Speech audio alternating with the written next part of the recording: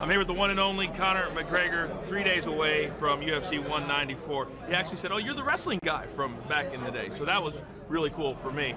Now, we've got a lot to talk about here because this is very unusual for you, what we saw today.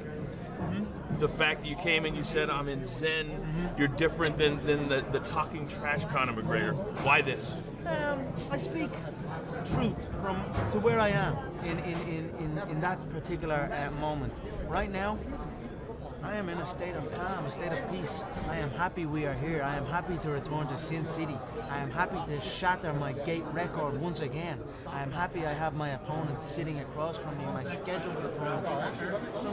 So many times things interfere and things happen, and then you're faced with a different circumstance. This time everything has gone perfect. I feel it has come full circle, which has allowed me to be in the center of that circle in a state of peace. Most guys don't understand when you talk the talk, then you have to walk the walk. And when you bring the two things together, how have you been able to master that, which then brings in the pay-per-view numbers that you're talking about? Well, I feel some people focus on talking the talk without truly believing that they can walk the walk, without truly believing in what they are about to bring. They become an act, they become a gimmick. But me, I truly believe that I walk the walk every time, and that's why I talk the talk. That's why I speak the way I speak, because you're looking at a man with complete confidence in his preparation and in his ability. You said in your press conference today that this promotion has become your life, that this is everything you think about, you eat, breathe it. How has that happened for you?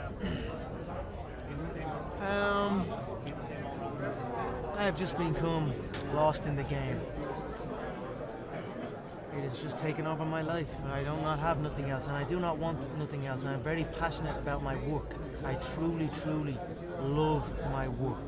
And that's it. I enjoy this game, I enjoy this company, and once again, I'm honored. I'm proud to come back here, shatter the gate record here in Las Vegas, and bring the company to that next level like I am doing. Let's talk about your opponent for a second. Jose Aldo hasn't lost in over 10 years. Clearly, he's a great fighter. But what makes you believe that you're a better fighter? You cut out all of the outside stuff, because it really means nothing. You go into the core and look at the approach, look at the training, look at the movement, look at the reaction. And when I do that, I don't see anything that I haven't seen before. I see the same old set pattern of movement in my opponent. So that's it. I just see another body in there, another man that does not know what's about to come. You said under 4 minutes this fight will be over, and that you're going to present a masterpiece. Do you truly believe you'll finish this fight in under 4 minutes? Yeah, I believe so. I believe his emotional attachment in the contest. He won't take my power. He won't take my speed. He won't be aware of my timing and my precision. Like I said, I'll pressure him like a ghost. I'll be there, but then I won't be there. I won't be there, and then I will be there. So I feel no man can last more than 4 minutes in the state I'm in right now. So let me ask you this: your average fight length about 6 minutes. His average 21 minutes. What happens if it goes to a third or fourth round? Are you prepared? No problem. I am prepared 100%. I can go all day long. It is a long 25 minutes in there, and I don't rush. I be patient, and again, I trust my sequences, I trust my movements, I trust in my shot. And when you trust in all of those things, they will land. So I am prepared all the way through. It was Jose Aldo and Conor McGregor on this show. Now, when you came and sat down, I said that was kind of uncomfortable, that interview, that it was you, me, Dana White, Jose, but you kind of had fun with that, right? I enjoyed it. It was part of the business. I thought it came across well. I felt like I was working my ass off, man, because he wasn't saying much, and apparently had to twist his arm to do it. So do you think they're twisting his arm to fight you now? I mean, he has an injury that could keep a guy out. That is exactly what's happening. They are twisting his arm to fight me because he does not want to fight me. So, but he should not sign on the dotted line to fight me. If you don't want to fight, then don't fight. But I'm here ready to fight, so I hope he shows up. So do you think that he is being forced to fight because he's contractually obligated? Do you think he'd like to pull out because of his rib, or pull out because he doesn't want to fight you? Well, you cannot force an individual to fight, so nobody is forcing him. But if the man is scared and doesn't want to fight, then that's it. The fight won't happen. So it is what it is. So you also now have the possibility that you would fight Mendez, right? Now, I mean, not being a fighter, I don't know, but imagine, you prepare a strategy for a guy, you train for a specific style. How much does it flip it upside down for you now to face a totally different fighter? Yeah, not much. It is what it is. The true greats can adapt and overcome any situation. So, little Mendez shouldn't have answered the phone. So I feel he is in over his head. Although, I mean, from his standpoint, like, fighters need to fight, right?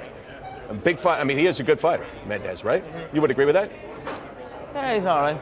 He's a good wrestler. He's a wrestler with an overhand. That's it. I feel he's singular in his approach. Very, very readable. And how would you categorize Jose Aldo? Similar as well. A little bit more shots in his book than Mendez, but still similar. Pretty singular in his approach and very readable. I wasn't sure what to make of it because you've been on the show 3-4 times. Is there animosity between you and Jose Aldo, or is it just a fight? For me, it's business. I do not hold any animosity. I do not hold any feelings towards the individual. It is what it is.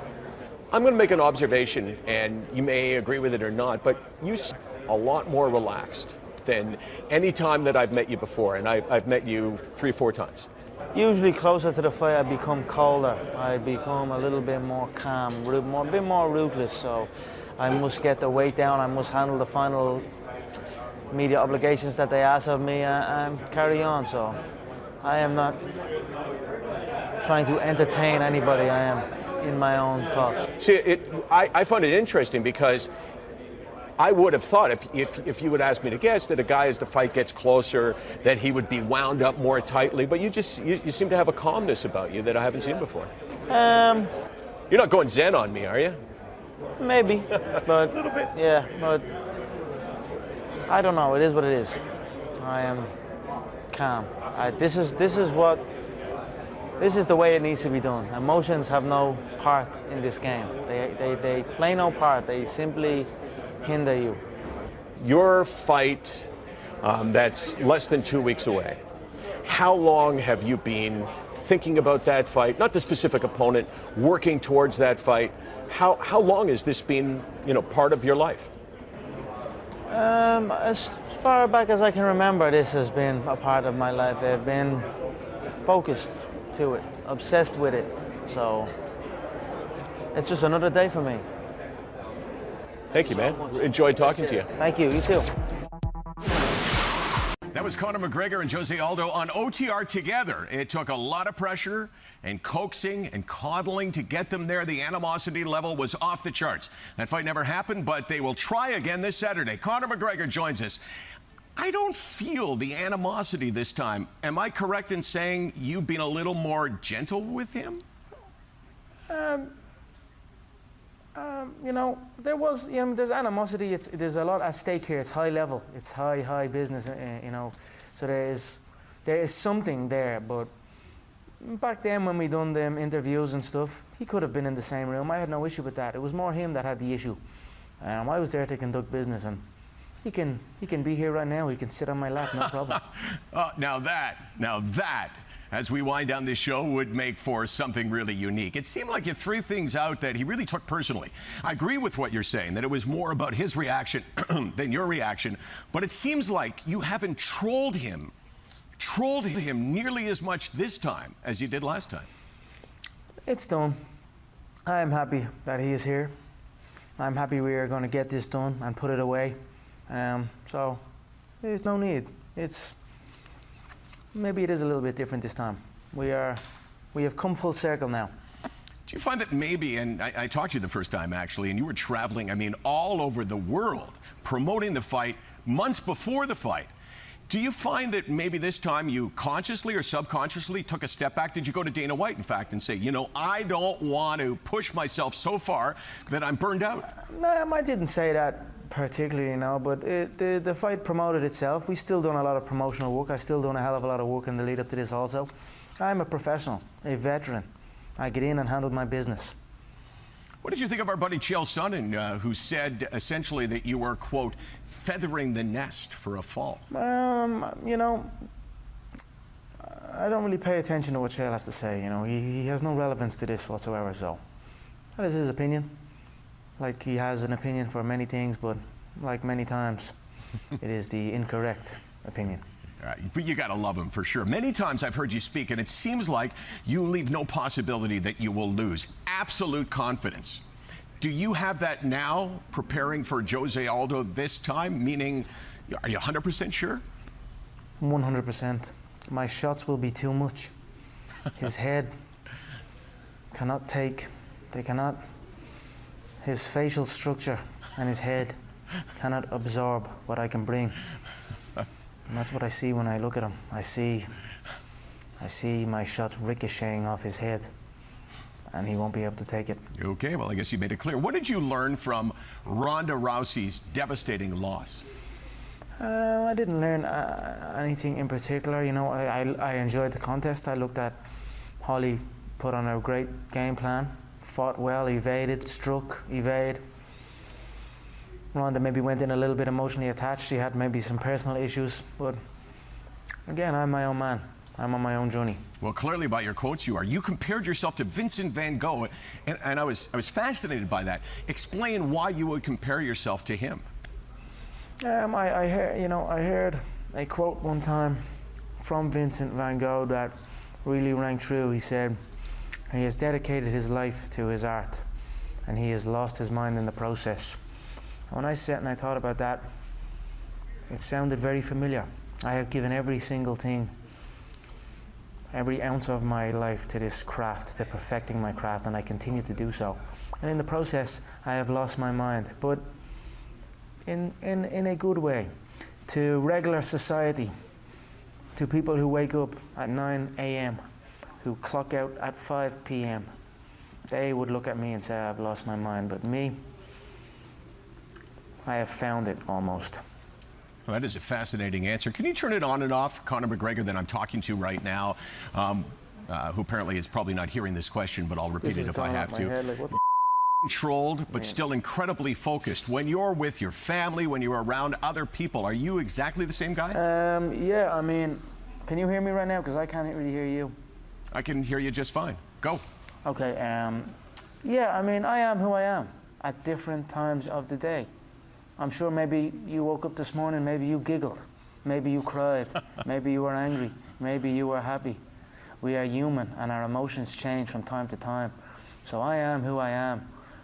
At any given time, I can be different, but I am true to myself and I am real to myself and how I am feeling. So I am no different with my family. Sometimes I am loud, sometimes I am calm. I am human. And this time you're certainly reflective. A pleasure talking to you as always. And I think a lot of us have been really waiting for this fight, longer perhaps than any other fight, given the fact that you tried once and tried a second time. Now coming up on Saturday. Conor, thanks for joining us today. Thank you so much, sir. I am prepared. I am prepared to put on the performance of my life.